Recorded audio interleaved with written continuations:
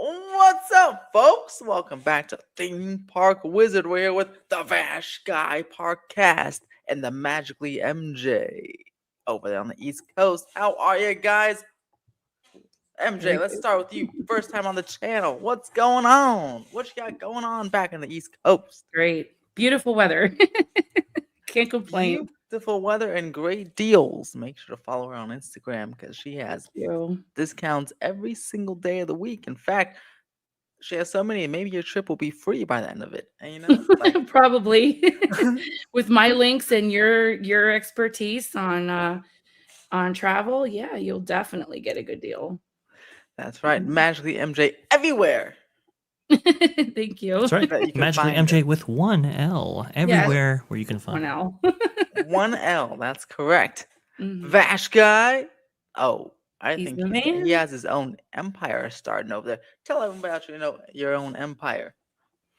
I don't know about an empire, but we do have a really cool community that I think we've cultivated, right, MJ? It's really cool to amazing to meet up with guys like you, Wizard, and obviously amazing women like MJ here, Erica and Raph, Ron, Culture Casino, WW Pro, Jonas, everybody. Really cool. OG55 recently came on the channel and offered his support to our very first live stream over there at Vash Sky Parkcast. Awesome stuff. Getting tremendous response from it. So that'll be cool to go live every single Wednesday at that time. I think it's 2 p.m. Eastern, if I'm not mistaken, right there. And, hey, maybe we have some pop-up streams. We're going to be talking about a subject in which, hey, if there's some really big announcements at that event, maybe I go live in that case. But happy to be on, and you know what? I don't know. MJ's got me thinking here. Maybe I'm going a little bit too blue right now. Let's see if I can lighten that up there. He's just there like the master of lighting. I love it. I love that. Beautiful. Love it. And this is what I also love right here. We got boom. Watch this. Check this out, folks. 568 subscribers. Make sure to turn that notification bell on, because if there is some breaking news tomorrow and he goes live right away, you want to get a notification. So subscribe and hit that bell like I did. See, watch it. Ooh. Oh, look at that. Yes. Put it right on there. all. Hit that thing. Look at this. 1.5 thousand views, watches. I was on this for about 5 minutes. So you go check that out. Oh, yes. Amazing producer duties, by the way, by MJ, and some modding ability by MJ's crushing the comments. Oh my gosh, thank you guys. This is too much. It's too late for all this flattery. You know what? I think we got to give you $1,000 a month. Okay? Oh my! That's my we will now be in negotiations. I appreciate that, Wizard. Now on to the news. Yes, we have some potential news here. So starting Monday. Where's Monday?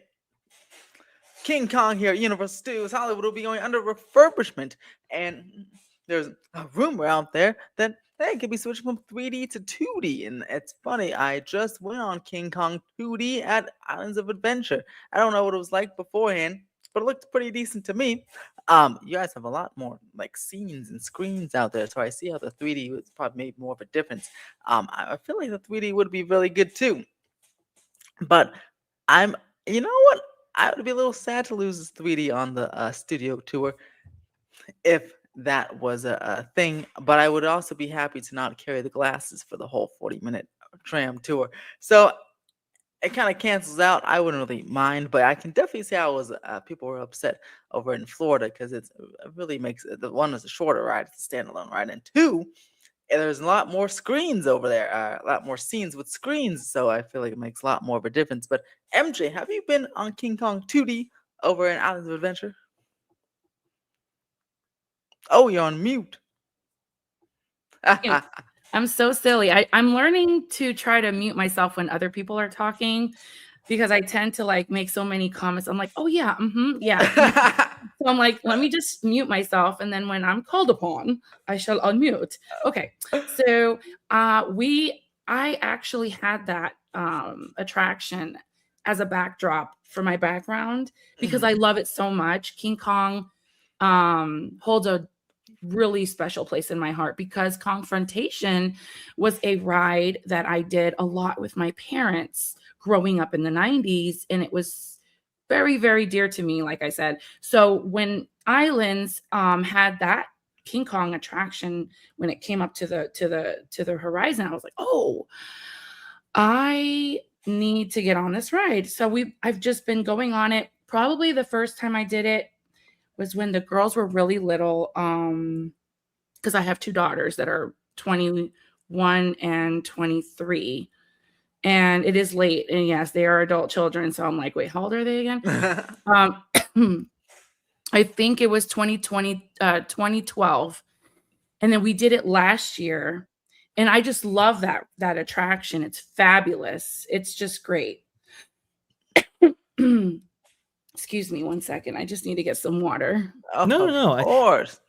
I actually do like King Kong Skull Island over there, Islands of Adventure. I think they rounded out the experience quite nicely from when they transported over from the Hollywood original version. They had that intro scene and the end scene. Obviously, you have the amazing big audio animatronic that was King cool. Kong right there. Very, very cool. I love that right there. And the queue is also very, very nice. Oh, the queue was stunning. And the show building, like the theming from the outside is like pretty yes. striking on the out, which is walking around. Yeah, it's a pretty solid attraction, I will say, for having had its origins as a pull-through experience on the studio tour over there at Universal Studios Hollywood. So pretty cool stuff right there.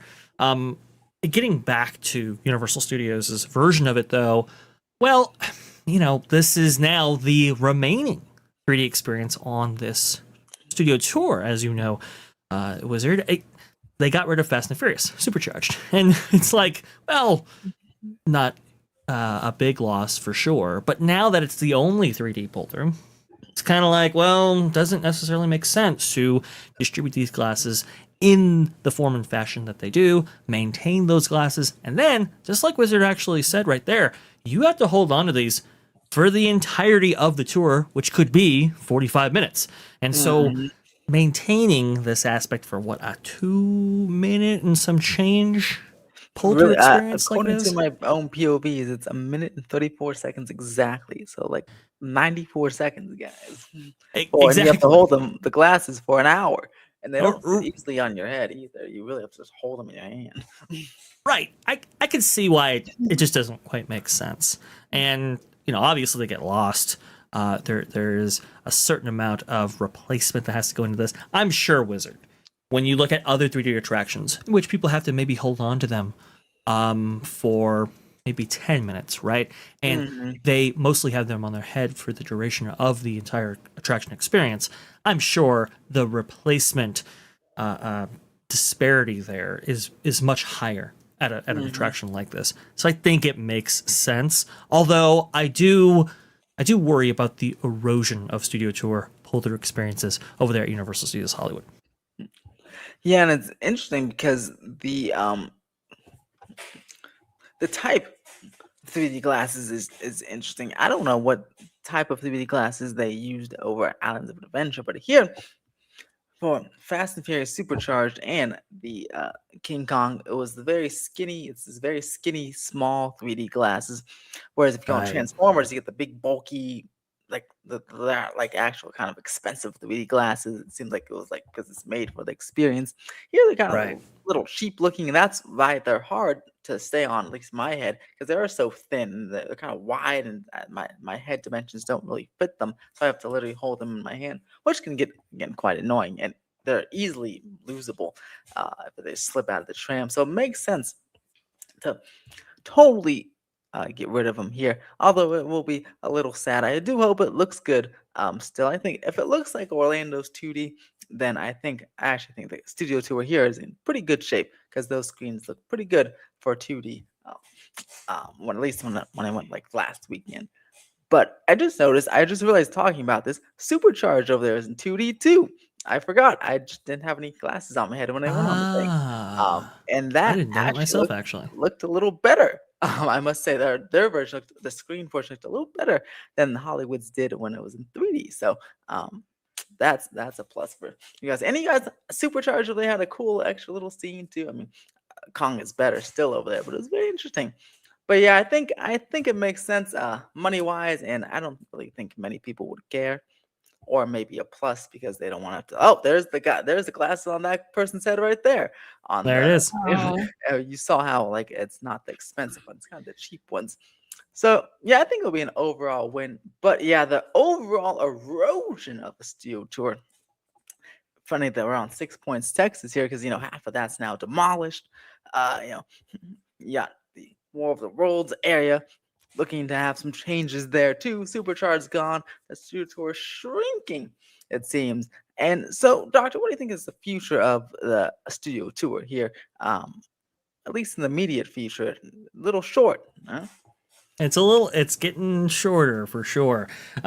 Just like Wizard pointed out there, 6 Points, Texas, a lot of those buildings, historic buildings that have been in plethora. I mean, I couldn't even count how many westerns that those classic facades had been in before their demolition recently. That's super sad to see, just from a cinematic standpoint, right? Just from a kind of a film historian standpoint. Not great to lose iconic structures like that, but obviously, right? It's like, how often are you going to use those sets? I think the last big production that I even saw some of those sets be used for were, I think, Once Upon a Time in Hollywood, Tarantino's film. So it's like, okay, maybe it makes sense to move on from that. But like Wizard alluded to right there, the erosion of the tour, the shortening of the experience, I think is I certainly don't like it. I know a lot of Universal Studios Hollywood fans, though, who are looking for this park to grow, are very excited for new experiences, maybe encroaching on that backlot, right? And that's really the only place in this park that has the potential for meaningful expansion. Right, it's going to be within the backlot, or some of the sets or sound stages, I should say, down below, next to the existing lower lot portion of the theme park. So, like, it makes sense. It makes sense that some of these things are going away, and we haven't had a new pull-through experience added to the tour since Fast and the Furious. We now have 2D. This kind of downgrade maybe of the King Kong experience. We've got Earthquake, yes, came back from refurbishment, but I was surprised at how in rough shape it relatively was, given that it had just experienced the refurbishment. So I do wonder for the future of the tour what this experience looks like. We have seen surveys saying that, hey, would you pay a separate admission for the studio tour? I think that would be a bad call, but that might be because Universal might be not just weighing out whether or not this studio tour experience should be a separate ticketed event. They might be weighing out, Wizard, whether or not it's worth investing more in, right? If you have a separate gate, maybe perhaps you invest more in this experience. If people are unwilling to purchase into this separately, maybe it's not worth investing more money in. So that I think there's kind of a weighing here.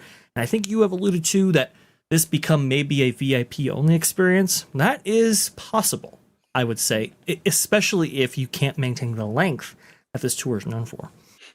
Yeah, it'll be very interesting to see, because I first timers, I always see them, right? First timers, and they're like, wow, and wow. So the first timers love it. And MJ, have you been on to California in Mhm. general? And then two, have you been to Disneyland or Universal in California? I went as a very young, tiny tot. Also, not And enough to remember anything. not enough to remember, but my mom, she was a tour guide in Disneyland in the 70s, in the Oh, late wow. 70s. That's And cool. she actually, I don't think she worked for Universal, but she was Mhm. like obsessed with the backlot tour. And this woman probably rode on this thing probably every week after school. So I don't, I mean, I I love it. know enough about it. I just don't remember doing it, as an adult, but I really hope it doesn't go away. I think it's really nostalgic and it's amazing and it's so like old school, and I really hope they don't, just do off with that. I mean, it's just such a cool experience. I can see them revamping it a little bit, and I don't think it's worth a separate ticketed event. I think it should be included with your admission for the day. And that's just my opinion. I mean, look at how cool this is. You really feel like you're in the back of a film, of a behind the scenes movie. It's so cool. Hmm. And if anyone's watching The Burbs on Peacock, it was filmed right here on a colonial shoot with Kiki Palmer. But MJ, we gotta get you out here. Let me buy your plane ticket. You'll get an email in a second. Ask Dr. Dre. He'll tell you all about it. Gotcha. Email's coming to a phone. I'll buy your plane ticket. We'll get you over to Disneyland and Universal, and I'll even throw you on some coasters and Six Flags if you want to do that. Oh, that sounds like an amazing time. You know, because Six Fantastic. Flags is like cheaper than your gas tank, so easy to get in there. Yeah, you'll spend more gas and time in traffic getting over there than you would on the actual ticket itself. Yeah, that's probably true. By the way, Wizard, I don't know if you saw, but the fourth quarter reports were revealed from. Oh Six yes, Flags. in fact, let's go. You saw that? Yes. Let's see here. That was I didn't get the gist of the fourth quarter. I what I got was one, they didn't acknowledge the Enchanted Parks trademark. I said we'll talk about that later. And two, they said attendance was down, but guest spending was up. I saw reporting. Is that right? What else did you get from that? Okay, so per caps are up, The per right? caps, yes, So in Yeah. terms of like revenue, I heard they were down about $37 million or 5% compared to the fourth quarter of 2024. And then Ooh, I wait. guess they were down 13% or approximately 1.4 million visitors compared with the fourth quarter of 2024 as well. So yes, you do have, and look, we're seeing this with Disney, actually, not to this extent. I mean, this is really bad, but we're seeing the same trend, right? Which would be Six Flags making more off of less people. Mm-hmm. Not a good position to be in, especially when you have dwindling attendance and dwindling revenues. Okay, so Disney was Yeah, and has it's been not like able your to attendance was high to begin with, like Disney. right, exactly, and so I mean for Six Flags, they are, it this is not a good place to be. I'm just gonna put that right out there because this is pretty tough right there. All right, I got a little package there for you. Six Flags. That I think this might be a sign, Wizard, of changing consumer sentiment around theme parks in general. Now, Universal and Disney have been able to overcome these changes and trends, but for the more affordable regional park, we've just seen an erosion in this industry on pretty much every level. I think what is it, United, who owns SeaWorld and Busch Gardens, I think has posted numbers, maybe not quite this bad, but they have suggested that there's been a downturn. Here, this is the kiss of death to have lower attendance and lower revenue. Like that's no good. And so, yes, you can increase your per caps, which I guess is up 8% from last year's quarter four, but that only gets you so far. And especially when you compare it to the experiences on offer at Disney or Universal, it's like there is a ceiling for these regional theme parks, what they can spend and what they can price out separately. And look, it's no surprise that they're trying to get rid of some of those parks within the chain that aren't necessarily adding value for their bottom line. I think Wizard, I think it wasn't too long ago where Six Flags basically just came out and said, look, only a handful of the parks that we have out of the 40 or so that we have contribute 90% of the revenue that we post every single quarter. And I believe, Wizard, there has been some talk and suggestion about perhaps maybe them separating off some of these parks into their own separate entity, like a spinoff or so forth. Yeah, or that maybe even the Enchanted outright sale of them. Parks, yeah, that very interesting. And see, this is the thing. I feel like post pandemic area, right? I feel like people are really looking, just like with movies, actually. People show for the big event movies, right? And not just like good these point. small, like mid-range movies, like Wuthering Heights or something.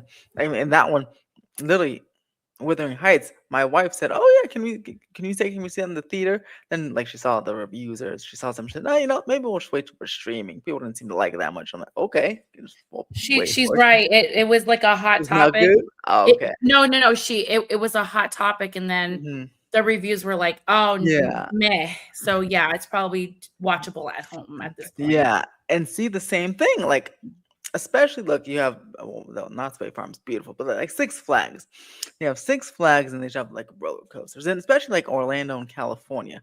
You know, MJ can vouch for Orlando, and Dr. Dre and I can vouch for California. We have like Goliath here, but like you have whatchamacallit, SeaWorld Orlando, which is cool, and you have different things in Florida, but when you have Universal and Disney now also building like roller coasters that are not just like kiddie coasters, but they're actually like actual big roller coasters.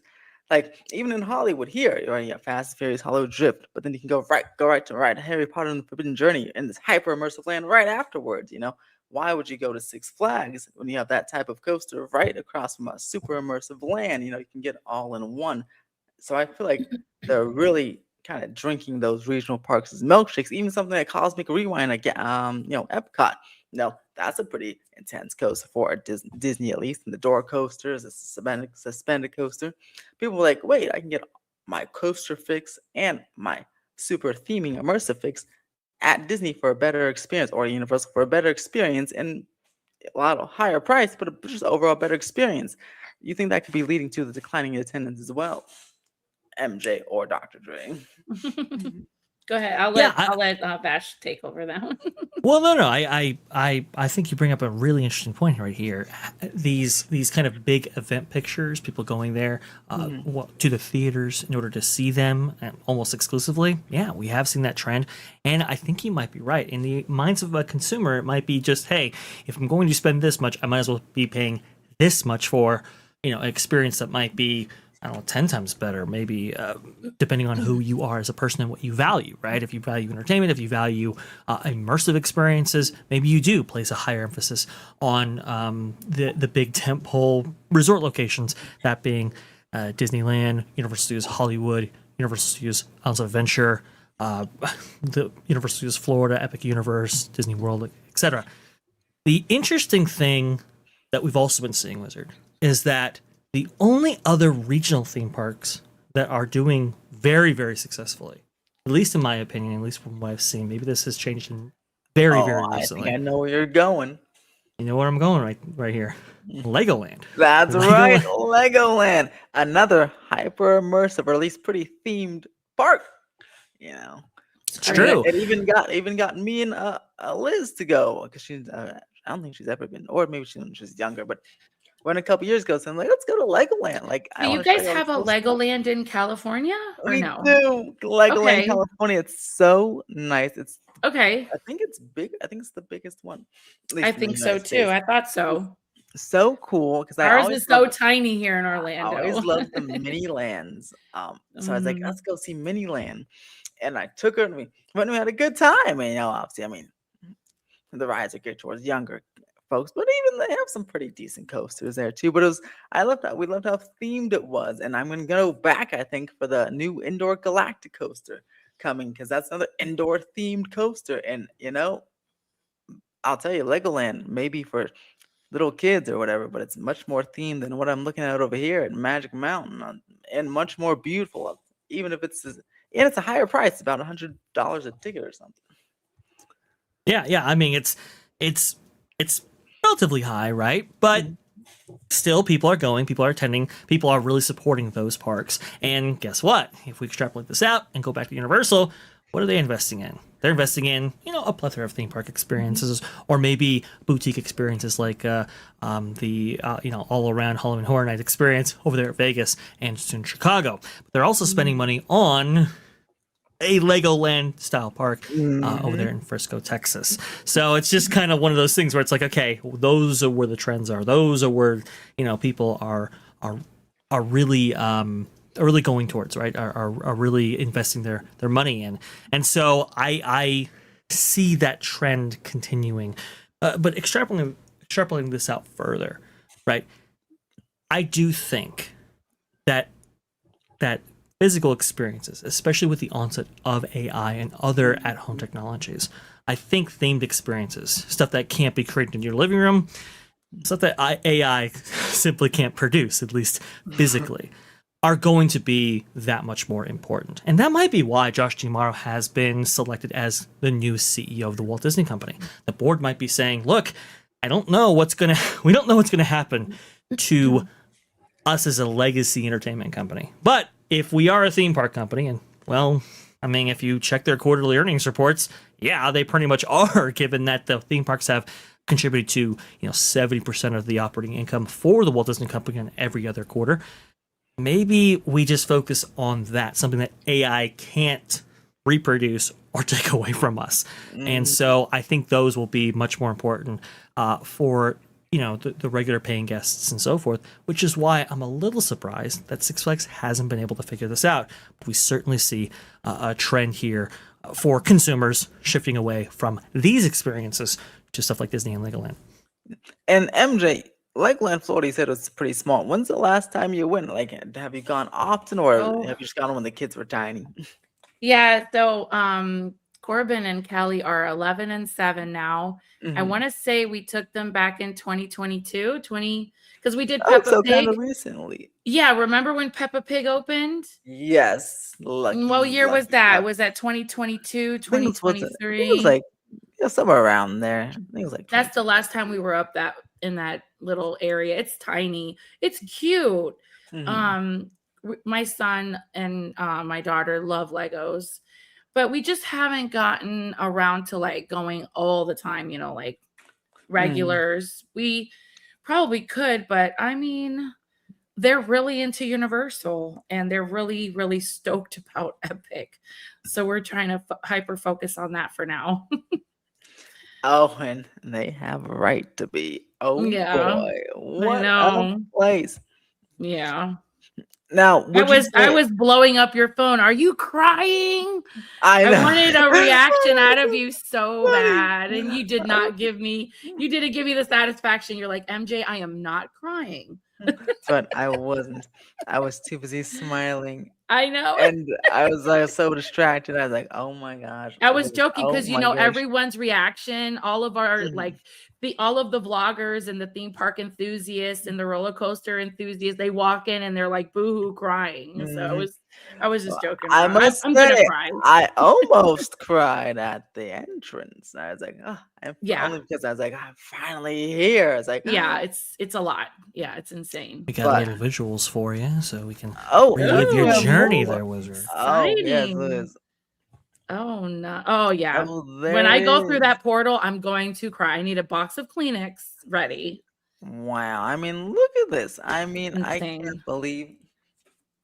Sad you guys couldn't make it, but boy, you gotta all go as good. soon as possible because look at this. Look at amazing. this. I was here approximately 6 days ago. That's insane, right? How time goes by so quick. I know. I took a It's picture like right it's there. like you were just there. It's like you were just there. Did you go into the Helios or did you guys not have time? Yeah, no, I wanted to, and then we went, but I had to go to the gift shop. It was like at 8:30, and they closed okay. at 9. So I was like, Okay. I wanted to go to the gift shop and see the show. Yeah. So in front of the Helios, we're not in it, but I peeked inside the windows and it looked quite nice. I was like, "Oh, Mhm. very nice." But yeah, Is it? I we got can't like believe right that the about here. Helios doesn't have a spa. Is that true? I thought it was their like 5-star Oh, like resort. resort spot. Yeah. I haven't heard of one having a spot. Let me check. Yeah. I Grand wonder because it Helios needs a spa. I need a massage. I need to know. Hotel. Yeah, I have Spa. heard this as well, that it doesn't have a spa or some of those very Okay, upper it end says, luxury experiences. it says. Oh wait, hold on. I don't know. Should I trust the AI overview? It's the AI overview says it has a full service spa, but should You I trust see? the AI I thought overview? that was strange that Let's someone just said check that the it website didn't, itself. because I'm used to like if I stay at like the Royal Pacific or those type of resorts, I'm used to being able to book a massage at the spa or go to the sauna and relax, or they usually have like a jacuzzi because moms need that kind of pampering after being at a theme park all day with the kiddos. Let's see. It says a resort style pool, fitness center, game room, and more. Oh, look at Yeah. that. Throughout the hotel, there are restaurant lounge options. Mhm. Okay, so the official Lowe's website doesn't mention a spa, but the Well, you're the AIO do mention a expert, so spa. I would trust This is you. interesting. I don't know. Ooh, that Mm. should be a good question. I don't I mean, know. for $800 a night, you need to have a spa in there, I would think. It would be. You think it would be in the hotel highlights section because they say resort style pool, fitness center, game room, and more. Maybe it's under and more. And No, yeah, could be.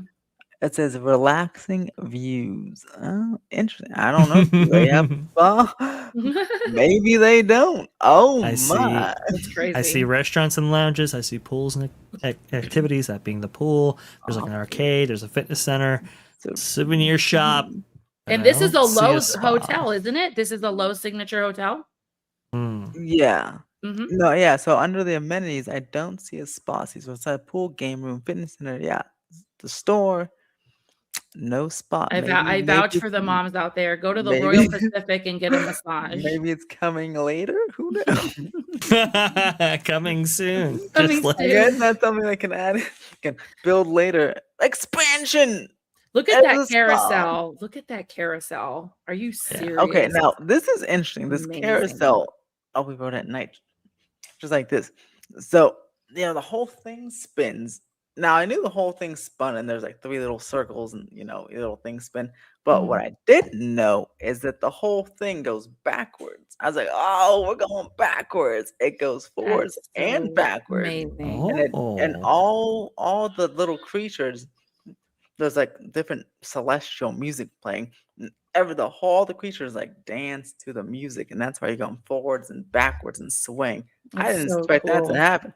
I was like, that's crazy. It's wild. Like, this is not a carousel. This is a ride. They I'm they like, need to. How are they going to beat the carousel at Epic, the one that's being built over at Tropical Americas? How oh are they? well, How are they going to top? How are they going to top that? Like, that'll be just like a little baby one, like little. it's Uh-huh. not gonna. It's not gonna.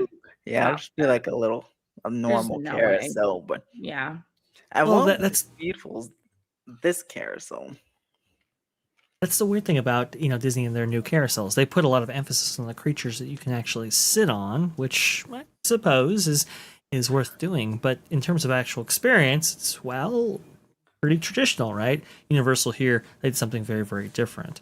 And so, to be honest, MJ, and I guess that kind of segues us a little bit, but I just don't know if I have the faith in Imagineering to really take it home for us. I'm Mm. hoping so. It's interesting Not because sure. like this carousel, I mean the creatures looked beautiful as well, but also whatchamacallit, they each like so there's the big things, the like benches that you can guys sit on, two people can sit on. But what I didn't know is each like horse is like a different creature, but it has 2 seats, so you and your partner, whoever, can sit behind each other. I was like, I love oh, that. that's That's so such a nice thing. every seat, whether you're on the horse style thing or just the bench, has 2 seats, which is great for capacity, and 2 is great for riding with somebody. And they ask if you want to ride together or separate, but I was like, what do you mean together? I was like, oh, this thing has 2 seats, and they all light up. So I mean, So nice. come on, Disney, you can make the creatures nice, but also enhance the experience. That's right. Just a little bit more, That's right. But Stardust Racers, I didn't go on this, but Elizabeth did, and she confirmed, or at least in her opinion, that the gold/green side is a little bit more intense. But she Oh. really enjoyed both. She said that Oh, this she side went on is a little. both. How brave woman she is. I know Love her. I love her. She was nervous, and she went off, and she got off, and she was like, "Oh my god, that was so great!" And the line was 10 minutes or like 20 minutes, so she went right on again the other That's side. great. And she said this side was only a little more intense because on the celestial spin, when you go into it, it's a little more intense. But other than that, it's about the same experience. Look at that. And but look at this. It's beautiful. This is was this a Another city- body is of this a- water. is this Can a you city imagine? park, or is this a theme park? Are we in Orlando downtown, or are we like in can't tell. I mean, Mark, I told Elizabeth, I said, if you take out all the rides and everything, this would be nicer than most city parks in the United States. I mean, look at this. It's gorgeous. Well, in my understanding that the people from Vegas did that fountain in that pond area, no? Oh yeah, I'm sure Yeah. they did. hmm Which Every is, part, can see it all every light theme up park, in there. every good theme park needs to have a body of water Yeah, Or or and this one kinetic has energy. many. It just needs to have a body of water. I'm so sorry. you saying Magic Kingdom is not a good theme park? I'm saying that it's deteriorating slowly. Speaking of that, I don't know if you guys saw, but when Drew posted, he tweeted. He sent his video like, I'm at Disneyland, and where was he? He was on the Mark Twain. So, take that, Magic Kingdom. It's absolutely insane. It's Yeah. really interesting. It's really interesting that he He's would on put the that out top there. level Mark Twain, and he specifically pointed to the river. I was like, Yeah. look at that. Throwing shade. Look at Yep. that. But since here at Epic, my favorite rides. Already, guys. Ready. I'm ready. Yes, I Number want to know. one. I need to know. Number one, I'd have to say was Monsters. Okay. Number two, Hiccups. Oh, love that thing. Was this so good? Oh my God. I can't wait. Rode it at that one. I rode at night and in the day. Good for you. Incredible at nighttime. Both times, my favorite part on one of my I think out of any coaster now is when we dive under the bridge, go over the water and dive over the bridge. Oh, that part is chef's kiss, guys. Chef's Cool. kiss. Can't wait. Number That'd be three, Donkey Kong. I love that thing. Sure, it's a little rough, but I love Is it that as rough thing. as Dinosaur in Animal Kingdom, or is it less bumpy? Because Well, Dinosaur in assuming Animal Kingdom is like really assuming bumpy. Dinosaur has the I same had the same moves as question. Indiana Jones. Like, does it have? I don't know if it has the same exact roughness as Indiana Jones, Okay. but it's hard because Indiana Jones isn't like rough to me. So, or Okay. aka Dinosaur. So I would say Donkey Kong's rougher, but Okay. it's hard because you know I don't know. You're in like a Jeep and Indiana Jones, and you're bouncing around. But yeah, maybe it's the same. Well, if you're sitting on the corner of Indiana Jones, then it's probably the same as Donkey Kong. But if you're sitting in the middle, then it's probably Donkey Kong's a little more, I think. But I also noticed it's rougher on Donkey Kong if you're sitting in the front versus up above on the back. Because it Okay. wasn't rough to me in the back. It's only when I sat in the front for the night ride that it was like, oh, this is rough. I'll put the children in the front. Thank you. Yeah, and then Mm. it's only rough, not even the whole time. It's just on the two drops and the launch and the drop. Anytime you're going down, and yeah, really anytime you're going down, it's just that little you feel like a little boom, boom, boom, A But little that's it. jerky. and yeah, and then on the big drops, then it's kind of like a little rough, but really mostly in the front. Then my other favorite ride after that was Ministry. My wife hated that. Interesting. Could be very nauseating to people, it seems. I mean, I totally get why, but I really liked that one. It was so cool.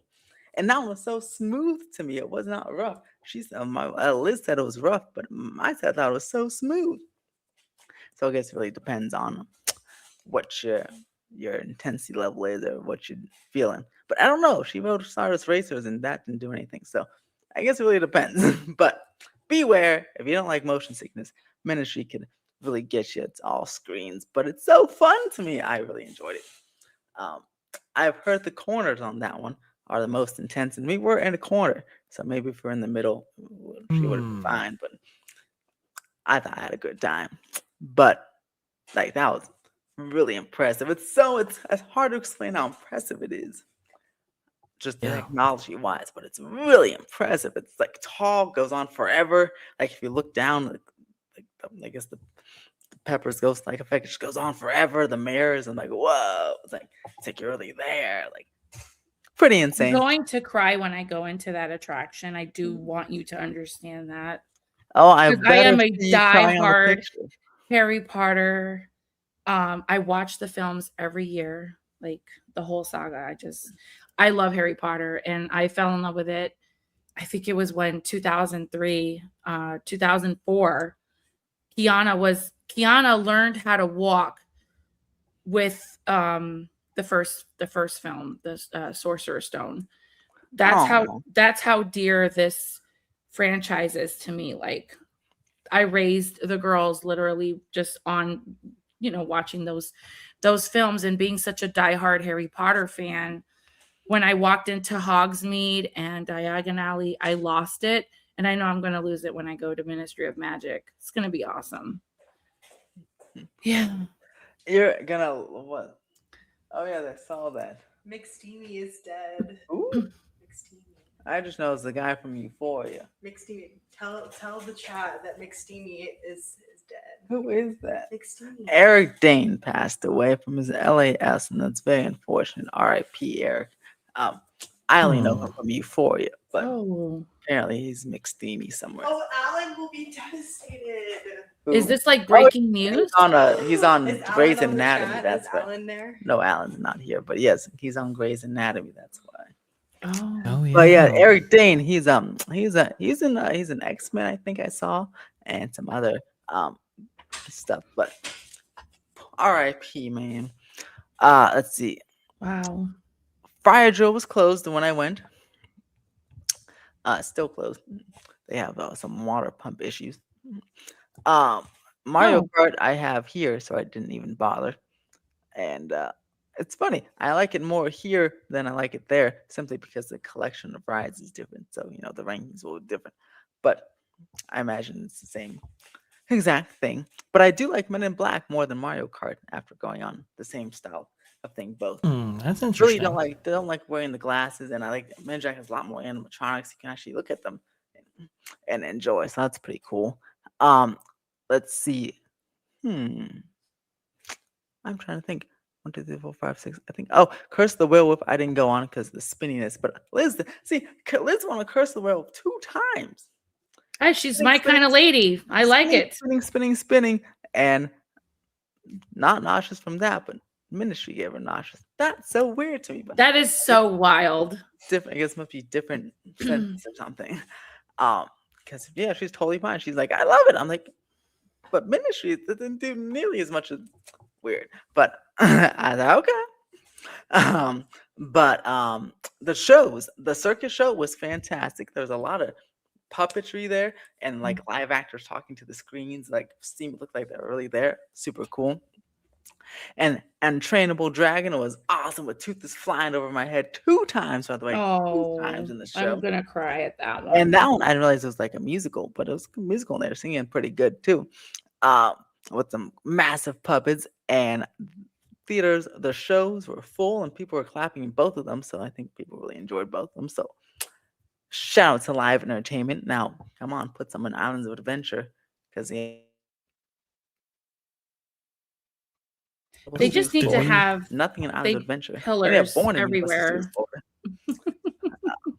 Yeah, and then you have epic stuff. So come on, Islands. I'm sure it's getting some show. I saw the stage is sitting right there behind Spider-Man or behind Toon Lagoon. So I'm sure they'll get something. But shout out to Live Entertainment. Where are you?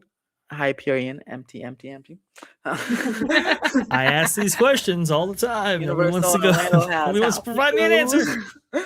and it's like, Disney World has what? Disney World itself, I think, only has a couple shows in the whole resort. Weird. Yeah, a lot of them at Disney's Hollywood Studios. Some of them at Animal Kingdom as well, in order to help run out your day there. But that's another thing. The erosion of live entertainment, not so good, especially at Disneyland. What is going on? And it's a good segue. We're going to go over to a big media event tomorrow at DCA. Now, Dr. Vash Guy is going to take over for a few minutes because I have to use the Banyo. But when nature calls. Tell everyone about DCA's big event tomorrow for 25th anniversary. And what you expect, and I'll chime in. Yeah, so as you can see, MJ, we're talking about right here, Avatar, right? That's going to be coming to Disney California Adventure, or at least supposedly it is. And that's really been one of the big open questions. Now that we have the box office returns for Avatar's most recent theatrical entry, Fire and Ash, coming in at maybe a little bit below expectations at $1.4 billion, there is some questions as to whether or not this project actually goes through. Remember, this project has its origins with Bob Iger coming back to the CEO-ship. That would have been, December of 2022 or thereabouts. And at the first earnings call back, that would have been February of 2023, he says, hey, we're doing Avatar at Disneyland. That's what he said right there. I think he maybe used Avatar Experience. So that had a lot of people wondering like what that experience was going to be. I actually heard it from somebody who I have much respect for say, it's just going to be a meet and greet. And it's like, I don't think so. I don't think you have Bob Iger, the CEO of the Walt Disney Company, coming out there in a big earnings call, the first one back, hyping up a meet and greet. It just doesn't quite sit well with me anyway, or at least it didn't. And as we started getting more information about this, it was like, oh, okay, this is going to be pretty big, ambitious. We're going to get a boat ride for this attraction. Great. It's also going to go in DCA. And it was kind of like, don't quite see how it fits in there. But let's be honest, Disney California Adventure really needs those attractions, right? It needs more. It sits right across the street from, a 70-year-old park that has had all of these attractions and all of these developments. At huge attraction count, DCA simply can't compete. And a lot of people, they end up skipping DCA if they don't have the park hopper option. So giving even more reason to go over to Disneyland's sister park is a good win in my book. Boat ride, something it doesn't have, good. But now, here's the problem, MJ. It's one of the last attractions DCA will be getting from this, I guess, first wave of the $60 billion tranche of funding that has been set aside for the theme park division. And that's got a lot of people concerned because of how far away in the future it is, maybe, perhaps, we don't end up getting that attraction, especially now that we have a new CEO. That's why I brought up the whole history of this attraction, because this was Bob Iger's baby. Yeah. Not necessarily Josh D. Morrow. Bob Iger was under a lot of pressure to justify this $70 billion acquisition of Fox, especially with Nelson Peltz and everything else. It was like, why did we acquire so many, such a big company for such a high price tag? What are we getting for it? And it was like, no, we're getting a lot for it. And here's one of these ways that we are going to capitalize on this purchase. We're gonna fling out this flywheel as broad as we can do it, and that's going to be via an attraction at Disneyland Resort. Okay, fair enough. But now Josh is coming in here, MJ. And he doesn't have the same baggage, maybe, Bob Iger did to justify his purchase here. He also is a consumer products guy, somewhat, right? Because of the combination of consumer products and the Disney Parks and Resorts division, right? To make the experiences division. He understands what sells, what moves, what people are interested in from a buying perspective. And when it comes to these big theme park lands, if you don't move merch, you basically don't get in. Okay, so that's kind of how it works. Are they going to still go forward with Avatar? That's the question. That's a huge question, because the merch doesn't move. The films are not really rewatchable, if you will. Maybe the first one. When you go to Pandora and Animal Kingdom, it's a lovely area, but it's just the lack of maintenance makes it not so enjoyable, because there's so many things that you're supposed to be able to interact with and you cannot, because they don't function like they're supposed to, and they're not doing anything about it. And I'm not seeing, as a mom with kids, I'm not seeing anybody anybody wearing like the shirts or the tails or the merch isn't moving. So yeah, it's a huge question. Are they going to move forward with this thing? Is it even that popular to have a whole land? But that park does need something, right? It needs something like this. It absolutely does. It needs something that's a little bit more naturalistic. And a boat ride experience is desperately needed. I understand we're getting one with Coco, and from what I understand, it's still on the table. But for Avatar, I mean, there have been some questions, especially because Monsters Inc. And we'll go ahead and bring back Wizard in here. Monsters Inc. was supposed to, Mike Intellectual Rescue, that is, that attraction that's going to be, removed for this Avatar experience, was supposed to be announced the closure date, in late 2025. That never came.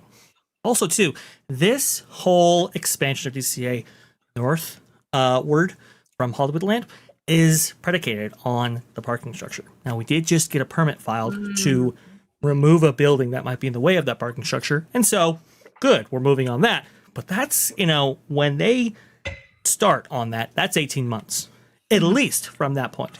Wow. And, that's additional time we have to wait for Avatar to be built when that's finally finished. Yeah. So there's a lot of time for Disney to get cold feet, potentially. Tomorrow is the big day. Tomorrow is there's going to be a media event, Wizard, celebrating Disney California Adventure's 25th anniversary. Oh. And that goes, yes, which is very cool. This is the park that, didn't get a great shot at life, but The little park that could. The little park that could, that's right. And it is a fan favorite to those locals who have fond memories at that park. Can you give me, I'm sorry, I didn't know you guys were getting Coco. When is that? It yes. is now, and it's kind of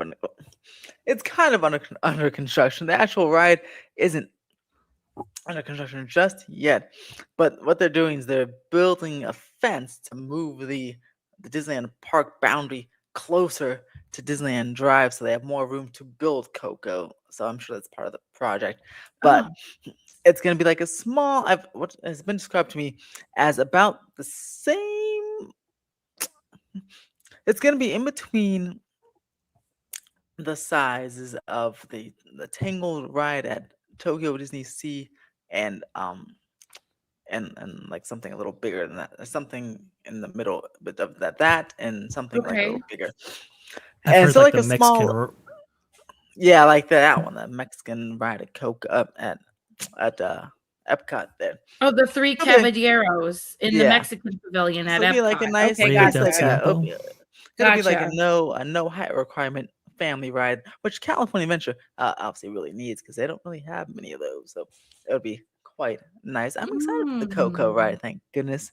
And it's perfect for California Adventure because it fits in the whole Mexican culture, California. But I'm very curious with the Avatar if they continue with that. During this media event, do you think they'll hint or propose a name change to the park? Mm. Oh, a name change. Yeah. So that's been discussion for a while because, Disney California Adventure. Maybe not the best decision in the world to theme your big theme park, especially for such a locals driven market around California. I understand the thinking, right? It was like, okay, and this is literally the thinking from Disney, just so that everybody's aware. It's like, okay, people are visiting, they are spending less time at Disneyland to visit other places in California. So they're visiting like the San Francisco Golden Gate Bridge. They're visiting the Palace of Fine Arts. They're visiting, Hollywood down I-5 and all of that, right? Okay. I guess the 5. Why don't we just bring these experiences to Disneyland Resort? And that way people can get a flavor of California from Disneyland Resort and we can extend their vacations that way. That was literally the design conceit behind Disney California Adventure, or as it was known that time, Disney's California Adventure. They dropped the S in 2012. But yes, so it's like, okay, if we want to make this a destination resort, this is what we're going to do. That did not turn out that way at all. And so it was very cheaply built. I mean, I think if I remember correctly when I was doing the math on all of this, I think the Grand Californian Resort Hotel and Spa was maybe as much as the theme park itself. That's how little that's how little they applied to it, which is really sad. So it has been built over immeasurably since 25 years ago when it opened. And trust me, folks, it was rough. But we now have Cars Land, we now have Adventures Campus, we now have Pixar Place, I guess. Maybe that's what Is it like the one? I Is don't it know. like the one we have here in Hollywood Pixar Pier. Studios? Oh, you have Pixar Pier. Yeah, we have Pixar Pier. So we have like Yes, four Pixar different Pier, yeah. neighborhoods. So there's like it's the whole pier is the land, and in the land there's the Incredibles neighborhood, the Toy Story neighborhood, the Inside Out neighborhood, Oh. another neighborhood that I forgot. But that's where Coco's going on the Yes. Oh, very end of That's where okay. Coco's going. Thank you. And it's how going big in, like, is this- Pixar's Pier? Is it like Pixar Place, like the one we have in Hollywood Studios here, or is it bigger and better? It's technically bigger. I don't know if it's better, but it's bigger. Okay, so Pixar Pier, right? And if I Yeah. get some B-roll, I'll go ahead and slip it in real fast. But the idea behind Pixar Pier was that it's rebranded off of what used to be their Paradise Pier, right? And they didn't change all that much. But Paradise Pier was supposed to harken Which to like itself the got Santa Monica. rebranded or enhanced from version 1 in 2001. Yes, it did. Yes, it did. It was supposed to evoke like Santa Monica Pier or the great pier side attractions and amusement spaces Yeah, like that used Santa to exist. Cruz type of situation. Yeah, long. Right. With that, yeah. Right.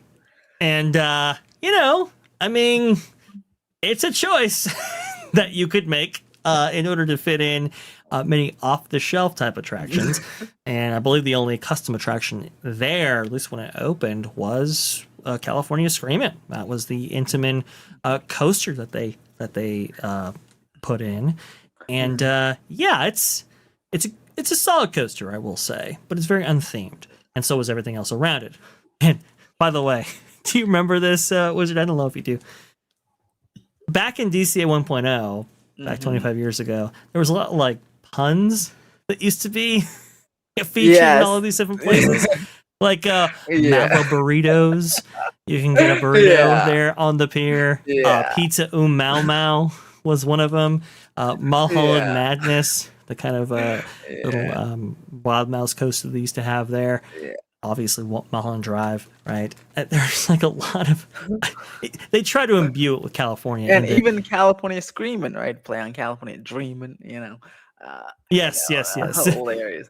It By the way, was, MJ, that whole pier in DCA 1.0, that whole pier was like all the rides. So the rest of the park was like not rides. And that's part of the problem. I mean, there's like Soarin' and Grizzly River, but most of the rides were like concentrated in this area. And as Trey said, they're mostly like off the shelf things like swingers and the fair. One of the Ferris wheels, big at least, but that was one of the problems with it. It was like shops and food, but no real rides. So then they quickly, I think in 2002 is when Bugs Land opened, because like, wait a second, now also there's no kids rides at all. Like everything in the pier is like, except for maybe one thing, is not for children. So they're like, okay, let's put Bugs Land in here. 2002 to get the kids rides, because kids are going to Disneyland. They can't go to California. But you can't sell a park hopper if you have a kid, because there's no rides with them. So they did that. Then in 2004 it was Tower of Terror. That's when that came, and the budget version. And then not Superstar not the Limo deluxe way back piece. there, and not the deluxe Hollywood Studios, not that one. We have like the budget version, which now Guardians of the Galaxy, which is a better attraction and good use of that space. Thank you, Joe Rody. But yeah, Superstar Limo was I forgot that existed, because it was talk about an attraction so bad. I know the Universal creative people apologize for Fast and Furious Supercharged, but Disney should apologize for Superstar Limo. That's what they really should have done. And there are some notorious stories around that time too. Like the park had no money to develop any of these attractions, and Superstar Limo was going to be their only dark ride on opening day. So it was something that they wanted to get right. The initial idea was, okay, let's make it like the wild, like there were concepts back in 55 for a more aggressive Mr. Toad's Wild Ride, right? It was supposed to be almost like an indoor coaster, if you can think about that. And so it was like, okay, let's go ahead and do something like that. And then let's make every single guest that goes in there the celebrity, right? And let's say, hey, you're getting into your limo, going to, the premiere of your big movie or whatever, and let's have the paparazzi follow Does you. that sound familiar? Right. Do a much Obviously. better attraction at Hollywood Studios. Yes. True. But it was also very close to the passing of Diana, right? Princess Diana. And so it was Yes. like, okay, can't do that. So let's go ahead and make it as slow as possible and go with something that is a little bit more comic booky, and let's go ahead and imbue a bunch of celebrities, because Michael Eisner, he really thought that if an attraction has a celebrity, it will maximize its appeal. So let's go ahead and put every single ABC celebrity that we possibly could in this thing. And then, since we have no money to do any of this, what they told a lot of contractors was, oh, okay, like, we are thinking about going with various contractors for the installation of attractions for Imagineering. We want you to demo your fabrication skills and so forth on a room here at our Superstar Limo attraction. They would do that 6 times, 9 times, however many times they need to do that in order to fill out these rooms. And that's Superstar Limo. So sometimes you'd go through a scene and maybe the art style would change just a little bit. And it's like, that's weird. It's almost like they were made by 2 separate people. They were. So it's like, That's why, yeah. it was rough. Okay, if you've ever seen any video of Superstar Limo, it definitely leaves an impression. And even when Twilight Zone Tower of Terror was opening up and the park needed all the capacity it could possibly get in order to hold as many people as possible for that attraction, Matt Ouimet, I think at the time, said, hey, let's go ahead and go in Superstar Limo and just kind of see whether or not it's going to be an attraction that we can reopen, because it had closed, I think, after one season at Disney California Adventure, because it was so embarrassing. Matt Ouimet rid the attraction, I think, maybe 3 years later, I suppose. And it was like, no, there's no way. There's absolutely no way we can open this attraction up. And eventually, when around the time that Pixar was acquired by the Walt Disney Company, that's when they rebranded Superstar Limo finally to Monsters Inc. Mike and Sully to the Rescue. And that's the plot of Land now, in which Avatar might sit later, which is very, very interesting. Maybe they ship out some of those things, those assets, right, over to Disney Studios for its upcoming Monsters Inc. attraction. I think Not so. sure. I think so. I have a hunch. But I will be leaving now, gentlemen. It is way past my bedtime. And, I have to wake up at 6 with the kids. Oh, hey, enjoy. Thank you for joining. Make sure to Thank you, what should we MJ. call it? Thank Follow you for MJ having magically me. at magically with 1L on MJ at 1L everywhere. And hey, tell those children we say good morning. Okay. Good morning. Thank you, Have a MJ. good Very night, much appreciate guys. it.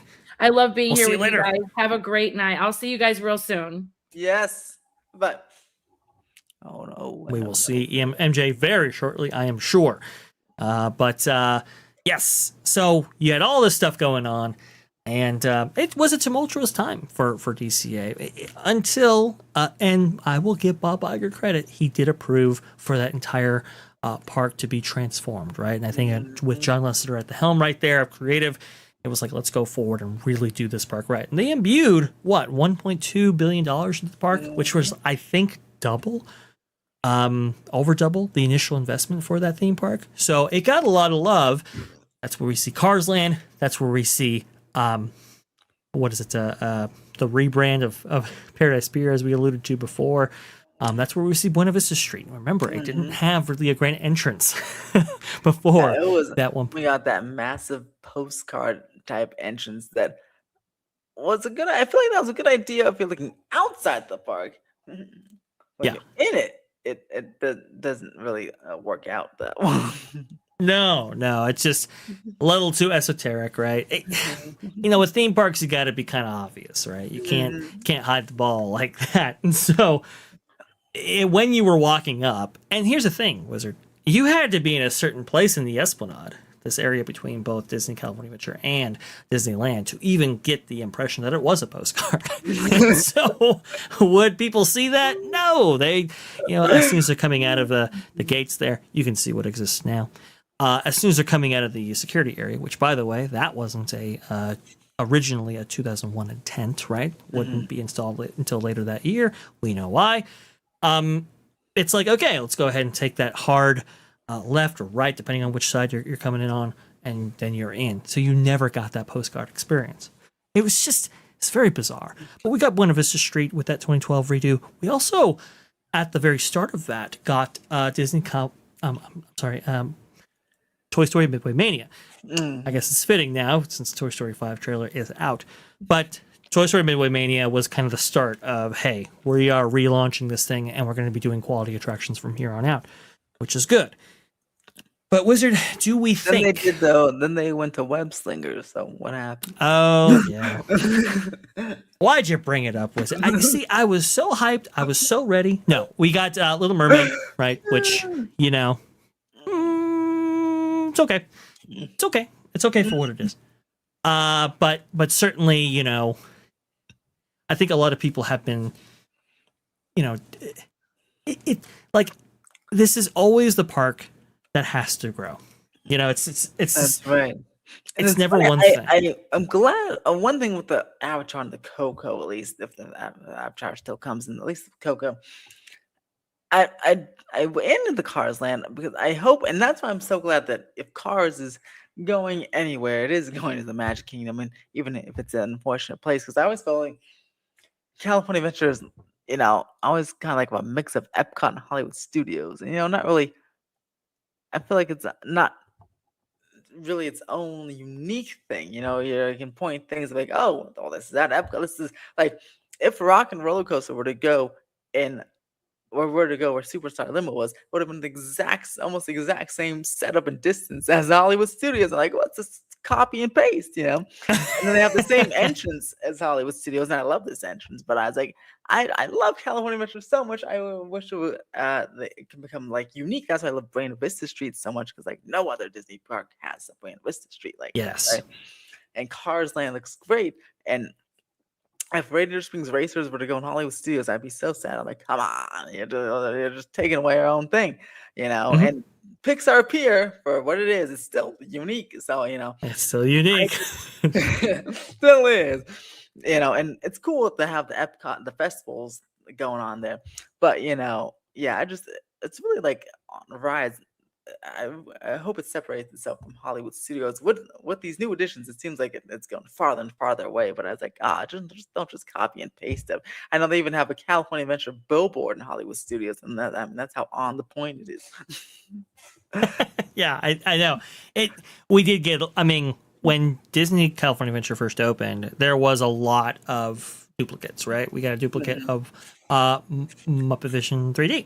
We got a duplicate of Bug's Life, which I guess wasn't an opening day attraction technically, but it was pretty soon added to the attraction roster right there. I think Soarin' was like the only thing that was unique to DCA when it first opened, and it was so good it got duplicated in other places. Otherwise, we basically got all the hand-me-downs, including Twilight Zone Tower of Terror. It's like we get that attraction, which everybody was like really, really excited for, and then people wrote it and went, "Oh, this is the cheap version, isn't it? Just like this park." Okay, thank you for solidifying that in my mind. I do appreciate that.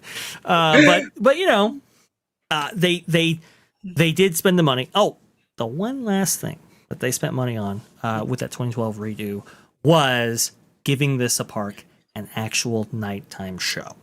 Yes, thank goodness, Worlds of Color. Yeah, that's a big addition. Yeah, because when this park opened, it didn't have any nighttime entertainment to speak of, and that was really sad because you had the fireworks across the way at Disneyland. That was really sad. They tried with Luminaria. That was going to be their first Christmas season right there, and it was a fireworks display out there in the Paradise Bay. And there were tons of problems with that. I mean, the most of which was when you have a fireworks display in the area, the smoke just kind of it swirls around this bowl. Mhm. It doesn't really dissipate. And so by the time you're into minute 4 of launching all these fireworks, nobody can see anything.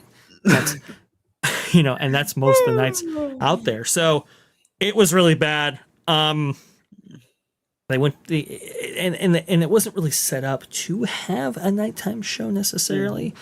Then Steve Davison comes back after Luminaria and it's like, okay, let's go ahead and do World of Color. We've learned from our past mistakes. Let's go ahead and make it better, and that's where World of Color comes from. And it's an amazing display. It's semi-related because this park always had a body of water, but just got the show many years later.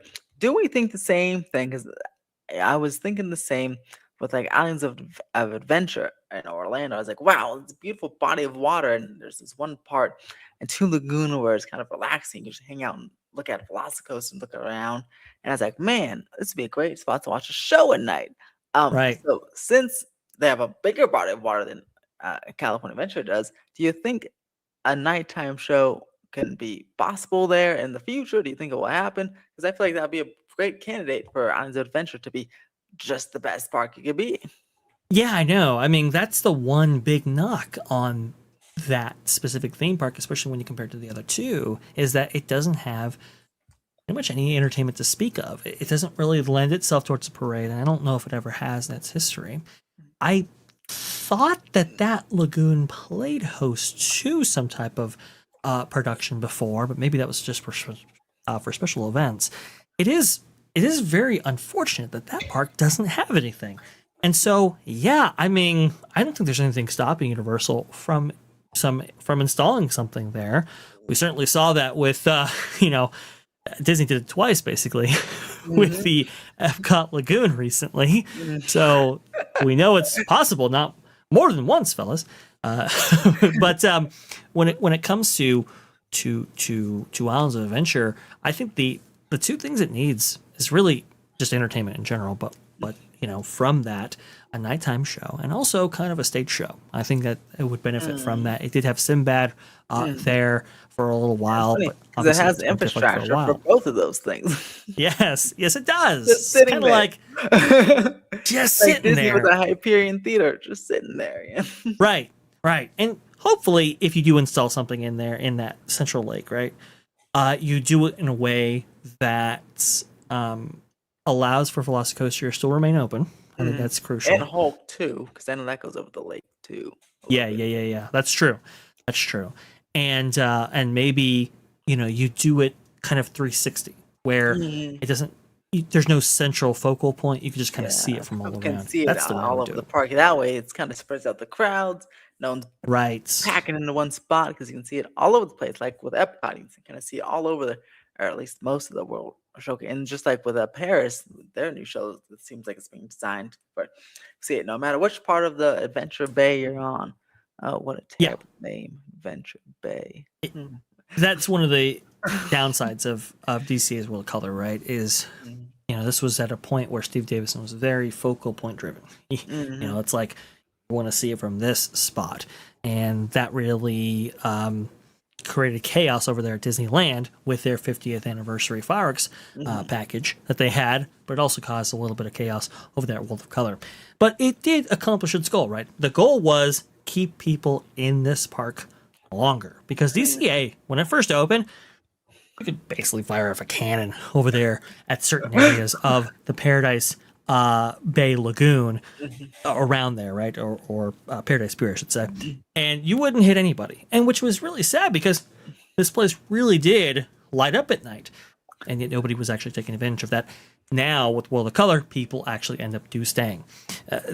The same can't be said for like Animal Kingdom's Rivers of Light, right? People didn't necessarily stay for that experience. Didn't last too long in that venue and so forth. Hopefully we do get a nighttime entertainment spectacular in there and can extend hours, but that's one of the reasons why that park has short hours that it has, is because nobody is in there. It's not worth it for the company to stay open that late.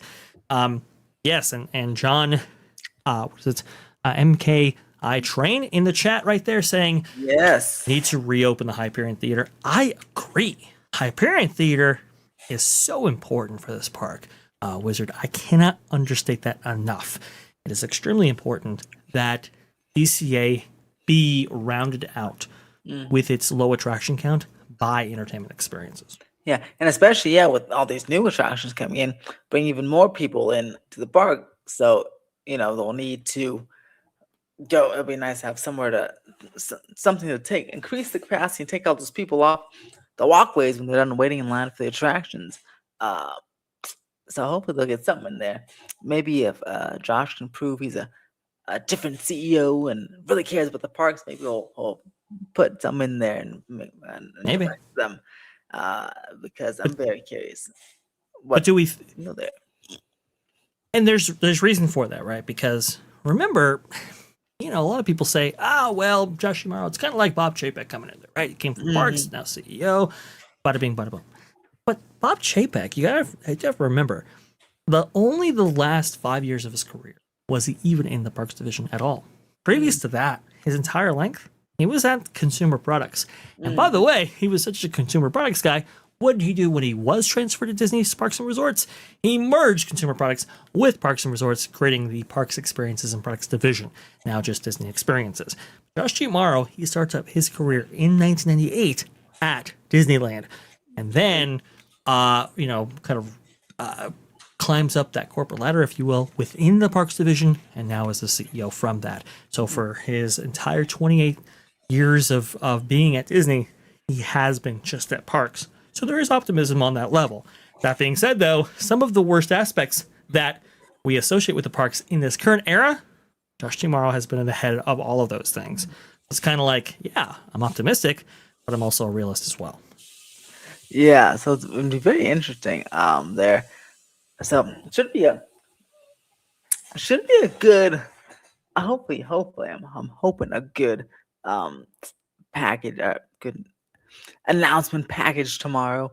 I assume it'll be in the morning, but and I know all the folks got a tour of the place to WDI today, so very curious.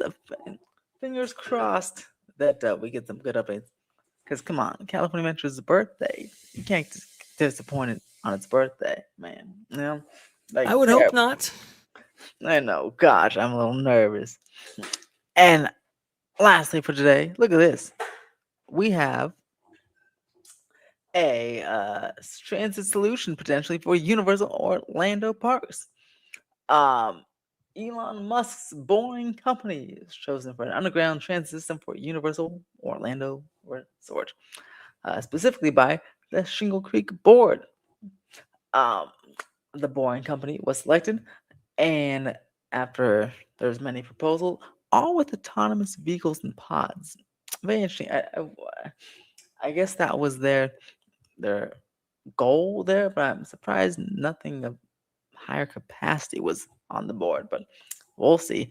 Maybe there's a chance these Elon Musk or the Boeing company will just do the tunneling aspect, and then maybe they'll implement a higher capacity thing inside the tunnels than the Tesla. Although, see, in the I think it was in the package, the proposal here, they said it was pretty light on details, so they checked all the boxes. But people are I think people are assuming Teslas will be driving in the tunnels, but we don't really know what type of vehicle will be driving in the tunnels. And Tesla just wouldn't fit for me because it needs to be higher capacity. So hopefully they would do maybe a Tesla train in the tunnels, or a Tesla people mover, something can carry a lot more people, or Tesla automated pods or something.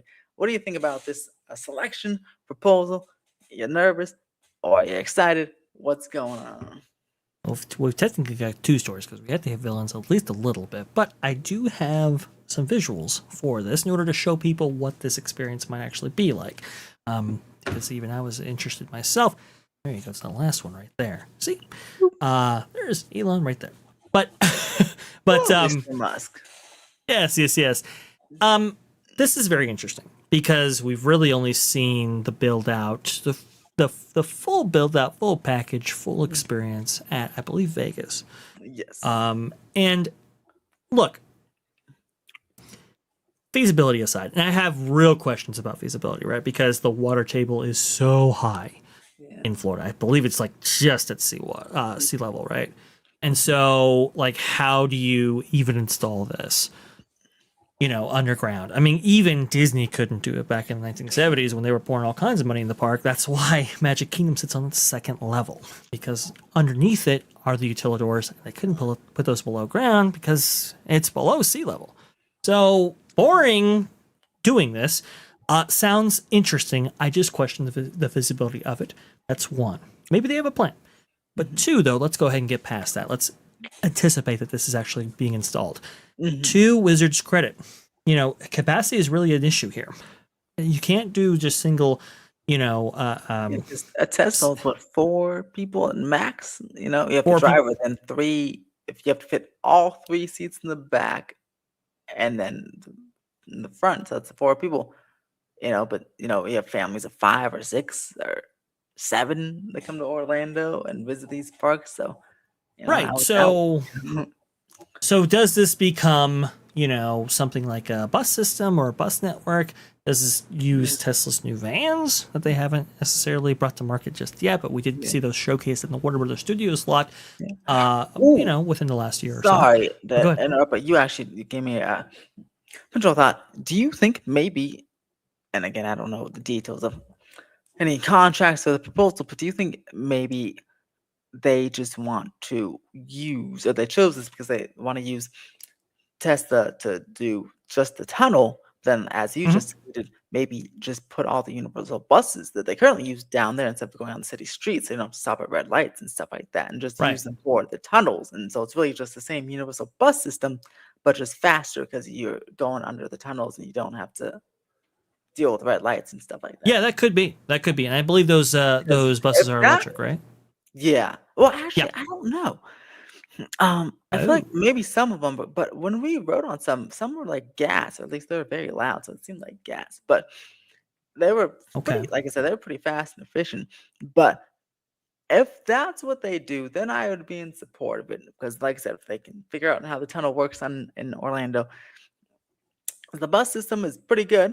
And even with the red lights, it's still got there pretty fast. But it'd be awesome, yeah, if we can just go and they just use Elon Musk to do the tunnel boring, because I know he can do it pretty cheaply and efficiently. I believe. I don't know the financials, the Vegas thing, but if they just have the buses go under there to make it go super fast, then okay, I could be on board. But Yeah, if it's- possibly. I But- just can't see the Teslas doing it. Well, and that's the thing. If you do have autonomous vehicles like Tesla's as it's currently set up in Vegas, the only way I would see that experience working with those capacity limitations already being what they are is this being a more boutique experience. Maybe this comes at an maybe extra charge or or something. Yeah. right.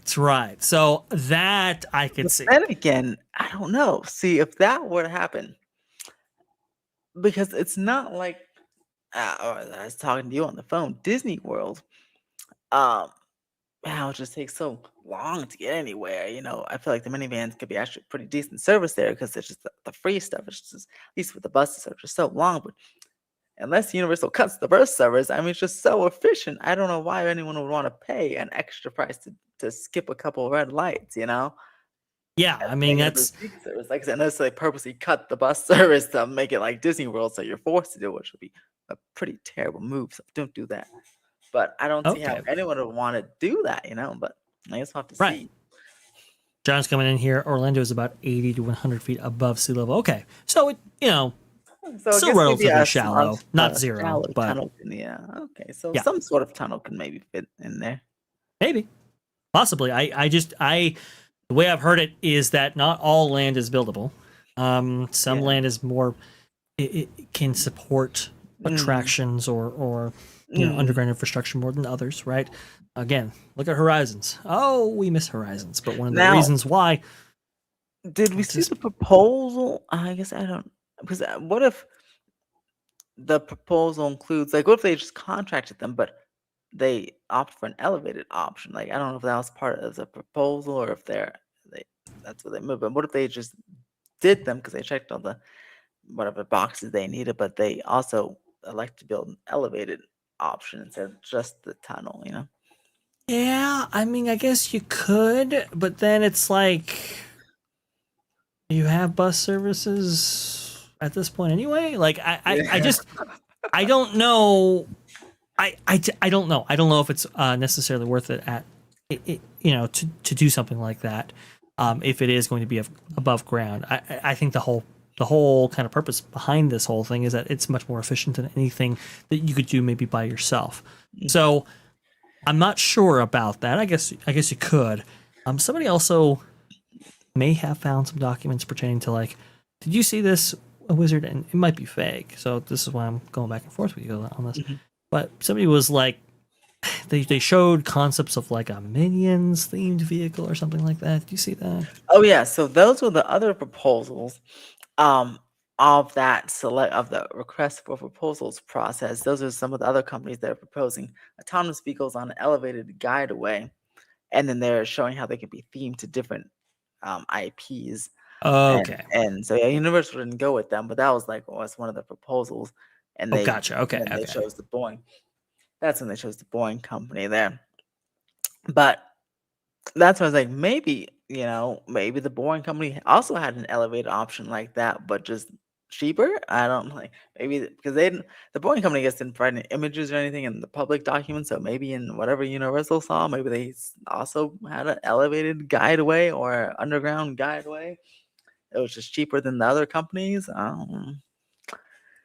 Well, I'll give it up to Universal. At least they're investing in transportation options in order to better link, these otherwise very separated, experiences in their flagship resort. It's like, okay, we've heard the criticism. We understand that Disney has a plethora of transportation options, whether it be by boat, monorail, bus, etc. Let's go ahead and build some of that stuff out here. That way we can go ahead and better connect like Epic Universe to Universal Core, for example. So all those things are good. I don't quite know if this is going to come to fruition, but it has passed a major hurdle, which is government approval to start something later on. So that's my Yeah, it's expression right very there. interesting. I wonder. Oh yeah, that's right. I wonder how far it'll go, and I wonder if I guess I'm just curious about the more details. I wonder when we'll find some more details. Yeah, I guess maybe kind of soon if they selected them. So, like construction timelines and renderings of something. Because eventually some permits will be filed, so I guess we'll find out more details there because I'm very curious. Um, because I don't know about that capacity, but fingers crossed. I mean, I guess they know what they're doing. Hopefully, yeah. I guess so. We'll have to see what all happens right here. But I feel remiss, Wizard, if we didn't talk about villains just a little bit based on Of recent rumor course. right there. Because look at this. Yes. So this is the Villain's Land. the one piece of definitive concept art that we have gotten officially released by the Walt Disney Company, showcasing Villain's Land right here. There has been a rumor that has originated with Len Testa himself. Len Testa, part of the duo that makes up the Disney Dish podcast, that's with Jim Hill right there, and who has been in this community for quite some time. I mean, I think he's been doing Q analysis for 30 years or something like that. I mean, a very, very long time. Definitely an expert in our field. There's no question about that. Knows his stuff and is highly quoted in major publications and so forth when talking about theme park operations and analytics and so forth. So very, very good source. But he is saying that he is hearing that apparently Imagineers have been told to go back to the drawing board when it comes to Villain's Land. To think bigger, think bolder, budget secondary. And that's very interesting because it wasn't so long ago, Wizard, that we had the official plans published by the Walt Disney Company via a notice of commencement with both the Central Florida Tourism Oversight District and the South Florida Water Management District. And what it showed was a series of show buildings that were going to be making up Villain's Land, specifically two, but none of those actually really were that ambitious in terms of their scale. I believe the largest one may be as big as Rock and Roller Coaster. I had to refer to my notes, actually. But it was a little bit underwhelming to those who actually saw it, because it was like, really? we're losing Rivers of America and Magic Kingdom for just 2 rides. And so the timing on this is very suspicious. I will say this is post Josh D'Amaro being selected for the job of CEO, so maybe that has something to do with it. At the same time, I can't help but feel, Wizard, that this might be a reaction to what was actually filed via these state agencies. Wizard, your thoughts, please. Well, see, that's very interesting because, yeah, those permits, yeah, I know they showed a couple of show buildings. Now, from what I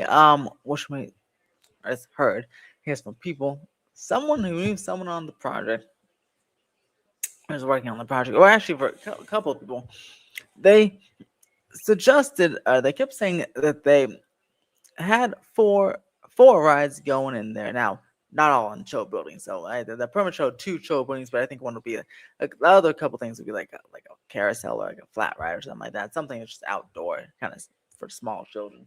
All right.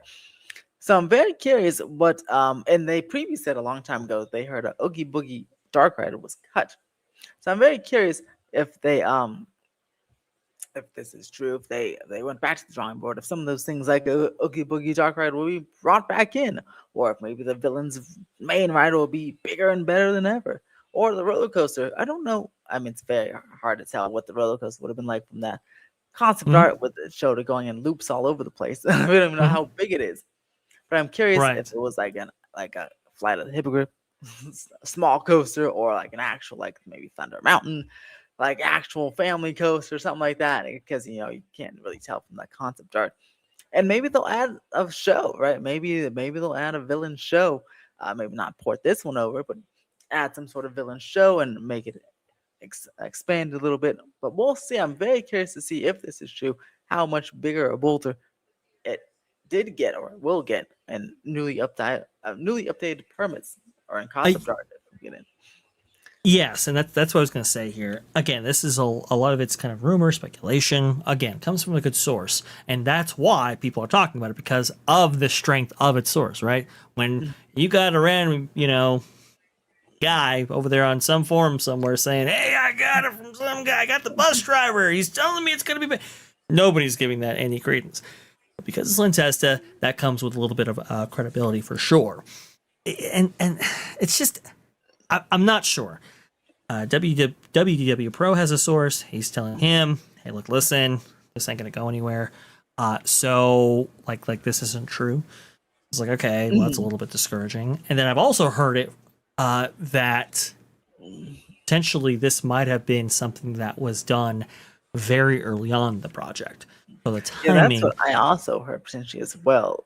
But right. that they could have been those cut and the new plans instead of the bigger, bolder plans, because they're like they already said don't make it bigger. Right. Which we saw from Star Wars Galaxy's Edge, for example, right? Star Wars Galaxy's Edge, the initial plans were brought forward to Bob Iger. He rejected them and said, "Hey, this really should be themed to the new trilogy coming out, especially given the success of The Force Awakens," which, well, let's be honest, it made $2 billion at the box office. So in the short term, probably not the worst idea. Long term, didn't quite work out for them. But to give people an idea of how large these structures are, I'm going to go ahead and read this right here from Walt Disney World Magic. Rough measurements of the facility structures shown in the plans reveal substantial building footprints across both lands. The largest structure sits in the Villains Land area at approximately 70,000 square feet. This is comparable to Rock and Roller Coaster at Disney's Hollywood Studios, which measures in at 71,000 square feet. The second Villains building measures in at around 48,000 square feet. Again, this is roughly half of something like Rise of the Resistance. So that's why a lot of people were like, those are quite small given the amount of expectation coming from the fan community regarding Villains Land. It's like, this land has to be big, has to be bold. People have been waiting decades for it. And so it's like, go big or go home. Now, I will say, Josh D'Amaro, coming from that theme park background that we've established previously on the show, he actually, I don't know if you know this, Wizard, before he goes to Georgetown University to study business, he actually was trying to become a sculptor at a kind of an art college over there. And I believe his mom was the head of kind of an arts council, if you will. Anyway, he has art in his blood. And It was actually him welding together a steel structure, 12 feet tall. It was a steel sculpture, actually, at like 2 o'clock in the morning, where he was like, I don't know how I'm ever going to feed a family with this. So he dropped that and then joined Georgetown University in order to study business. But he has kind of a creative background, right?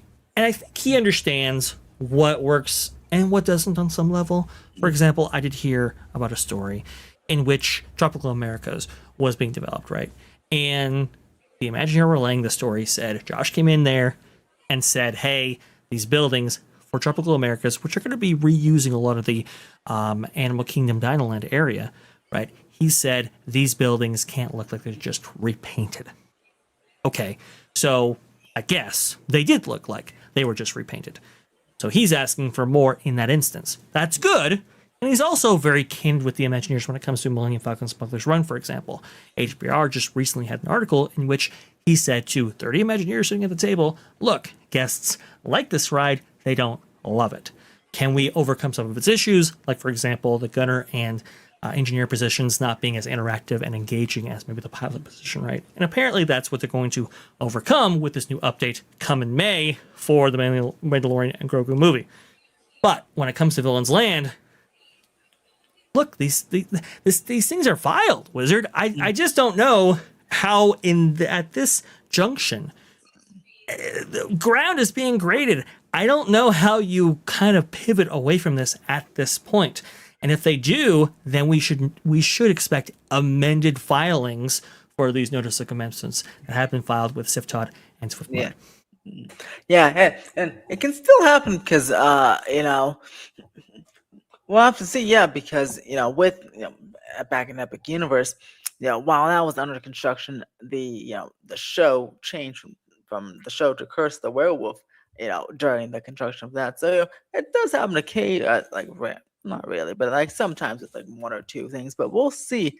I feel like at D23 we'll get, I guess, a lot more information. Because right now all we has that one piece of concept art. But now that things are officially under construction, hopefully in August we'll be getting some actual concrete details and some new concept art that will be maybe more realistic for than what we got before. And if D23 doesn't have a parks panel, it's all a sham. It's all a sham, Wizard. No, D23 doesn't have a parks panel, I would be screaming. Yeah, exactly. I think a lot of people were, but people were, I think, a little bit disappointed. Wizard, was it Destination D23? It didn't have a parks panel officially scheduled. Yeah, and it's weird because they're gonna spread some park stuff in other panels, and maybe to get you to watch. But that should show you about what's going on with other panels. But even then, it wasn't like a lot. It was like the repainting of the castle, for example, that's happening now, was in like the castle's panel or something. And I'm like, yeah, they're just taking all these things and made a parks panel. But whatever. I mean, Wizard,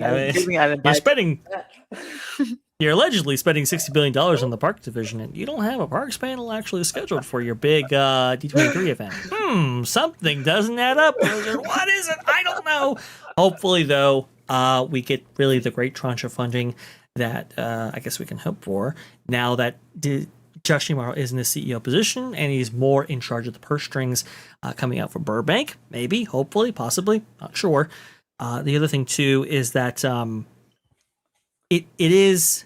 I am optimistic that Josh D'Amaro is he comes from a parks background. He understands how these things work. Understands that you need money to make these things happen. And it's good that we're hearing rumors that they want bigger and better. I just don't know if they're going to be able to achieve that.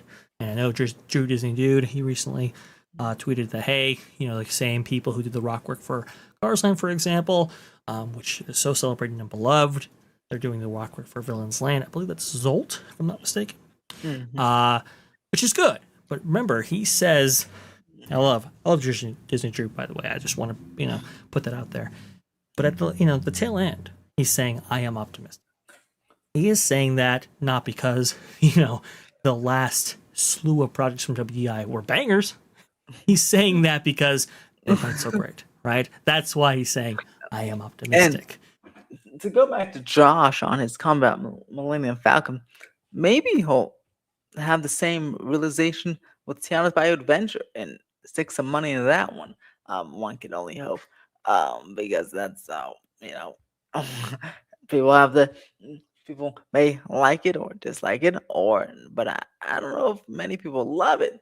You have the diehards, but I think that has the same kind of rep as Smuggler's Run. And you may like it, but I think everyone comes off. Most people come off saying, "Oh, yeah, but that could be just a little bit better, or a lot of bit better," to make it up to par. Right. So maybe if he, if he had that same, if he really believes that, just say, well, I guess the person did the article was sitting in on a meeting or something. So maybe he really believes it. I hope he does, because maybe we'll go around to many attractions. Because honestly, if Disney took, if he went to some subpar attractions, and instead of saying, what, I'm going to build a new ride this year, I'll take that. I'm going to enhance on old ones, maybe not so great. I'll take it. I don't need a new ride if you're going to enhance and really actually enhance and make it good. An old ride like Tiana's by Adventure, and maybe the one that's not so good, or Web Slingers or something like that. If you just enhance some clunkers, maybe you can forgive a new ride of a couple of years.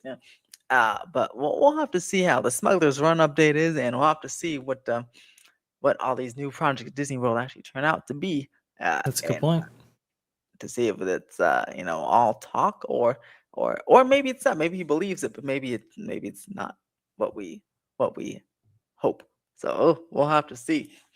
But I'm a little optimistic. I don't know about the Avengers things. I just don't like wearing the glasses. I don't know about the Avengers, but I'm optimistic about the Coco and Disney World stuff. Load up the Avengers campus attraction with a bunch of audio animatronics. Make that physical. Maybe I'll be much more optimistic about the future of some of these Disney park expansions. But for right now, I mean, the track record is very uneven. Exactly. I mean, let's say they did change Villains Land as it's under construction. Well, hey, you can change Avengers and events then when it's under construction. I mean, they're just done the building, so just quickly make a thing where you just I heard, as I told you, I heard the giant Ant-Man coming through the roof was supposed to be an animatronic, but that was cut into a screen. Well, bring back the animatronic for that segment, little things like that, and maybe, hey, Member Avengers will be amazing. So we'll have to see when it opens, and hopefully tomorrow we're getting opening year. Fingers crossed. But yeah, if I don't see many animatronics, I'm gonna be a little worried about Josh. But right now, nothing's open, so we can't judge him until we can't. He has that on his side that we can't actually see what he's doing. So, yeah. I mean, look, I listen. It could have been a lot worse, Wizard. I mean, it could have been Dana Walden getting in there. Then we wouldn't get any those projects. Yeah, we're not spending anything on the parks. We're taking all this money and spending on entertainment in order to ramp this whole thing up. At least, company is in the hands of somebody who understands the value of the theme park division. That being said, how you extract that value is really where the rubber meets the road, and we've seen how Josh has done that in the past. Hopefully, they are spending the money that they should be spending in order to get people to book vacations to Walt Disney World, spend money on Lightning Lane, do it the right way. But a subpar experience, especially at the cost of Disney's Rivers of America at Magic Kingdom, it better be worth it.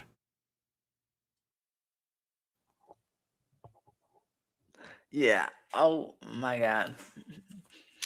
Yeah, so we'll have to see. And Doctor, if you do a live stream tomorrow, I know you'll probably do one right away. Mm-hmm. If you also do one at night, yes, I'd love to be on. Yes, so I do want to do a regular night stream on the Vashkai Parkcast channel. The thing that has tripped me up just a little bit is that there's a lot of people streaming at night as well. And so I want to know from the community most interested in theme park content, when would you want a night stream from me and on the new channel? So that way we can have great, amazing minds like Theme Park Wizard, OG55, but I don't know, maybe maybe theme park philosopher. Some of these amazing voices that I think can really speak eloquently on the West Coast as well as they can on the East Coast join us and provide maybe a different flavor of theme park driven content that you've maybe seen from channels I've been previously associated with. I would love to get these people on in a regular capacity. It's just, well, to do that, I need to know when to go live for the channel. So I'm going to be putting out a community post very shortly, asking people when they would want something like that, what night would you want it, and roughly maybe what time you'd want it. That way, I know when to actually set something up. Because hey, I'm working for you. That's where my position is right now. I want to go ahead and be very in tune with this audience, what they want, what they expect, and so forth. So please go ahead and let me know that when that community post comes out. And to get your first access to that, go ahead and hit the subscribe button on the Vashkai Podcast channel. That way you are notified when we go live or when we drop community post and when we drop content, which is going to be coming very, very shortly. Wizard, you were going to say. We have 2 votes for Tuesday, so looks like that's the leader so Tuesday. far. Okay, Very all right. interesting. That'll be on the list there. But yes, thank you so much for joining on this lovely stream about all these lovely park topics on. Hold on, I wrote down the new name for this stream. It's Wizards Parks Headlines. There you go. New name for the Wizards stream. Parks since Headlines. I just can't. It's hard for me to keep up with one day. So I'm like, all right, these gonna have to be on random days because Mondays get a little busy for me. But They do. yes, Wizards They Parks do. Headlines. Thanks you for joining this lovely stream. Make sure to subscribe to Bash Guy Podcast. Follow Magically MJ on all types of content. And as always, have a phantasmic day. Oh yeah. Oh, I gotta send my